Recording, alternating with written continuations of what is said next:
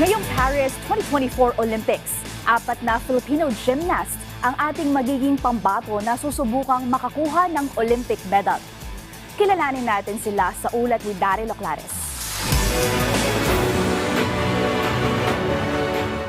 Sa nalalapit na pagbubukas ng Paris Olympics, isa ang gymnastics sa pinaka-inaabangang sport. Ngayong Summer Games, hindi magpapahuli ang Pilipinas na magpapadala ng hindi lamang isa kundi 4 na Filipino gymnasts. Sinimulan ito ng binansagang Golden Boy at kauna-unahang homegrown gymnastics world champion na si Carlos Edriel Yulo. Taong 2021 nang ibandera ni Yulo ang bansa sa unang pagkakataon sa Tokyo Olympics. Ngayong 2024, may panibagong pagkakataon ulit si Yulo na abutin ang kanyang ambisyon na maging kauna-unahang Filipino gymnast na makakapag-uwi ng Olympic medal.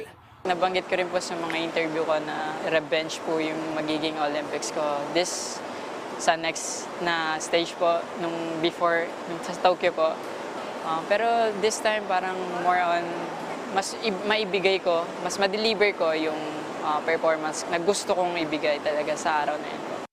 Bukod naman kay Yulo, 3 Filipina-American gymnast din ang bibida sa Paris Olympics. Magugunitang nakapasok si Alea Finnegan sa Olimpiada matapos na itanghal bilang 5th highest rank eligible athlete ng Women's All-Around Qualification ng 2023 Artistic Gymnastics World Championship sa Antwerp, Belgium. Sumunod sa yapak ni Finnegan ang Stanford University gymnast na si Levi Jung Ruivivar. Nakuha ni Ruivivar ang silver medal sa uneven bars ng Doha World Cup Series, kalakip ang pwesto para sa Paris Olympics. The past 2 medals definitely do boost my confidence going into the Paris 2024 Olympics, but I know that there's a lot of improvements that I have to make, and obviously I always want to do better. That's just part of my personality, and going back in the gym, I know I have a lot of training to do, and I have a lot of things that I need to progress on, improve my execution, my difficulty, and just make sure that I really hit those routines in competition.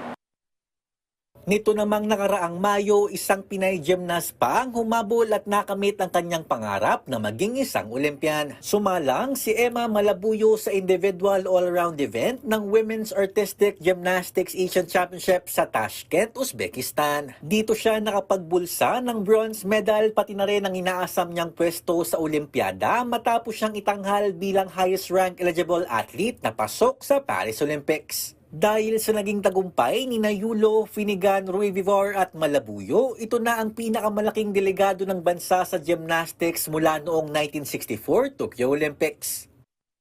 Ako si Carlos Edriel Yulo, isang gymnast at isang Olympian, lumalaban para sa bayan. Ako, si Levi Ruivivar, lumalaban para sa bayan. Sa pinagsama-samang husay ni Yulo, Finnegan, Ruivivar at Malabuyo, hindi malabong masungkit na ng Pilipinas ang kauna-unahang Olympic medal sa gymnastics. Daryl Oclares para sa Pambansang TV sa Bagong Pilipinas.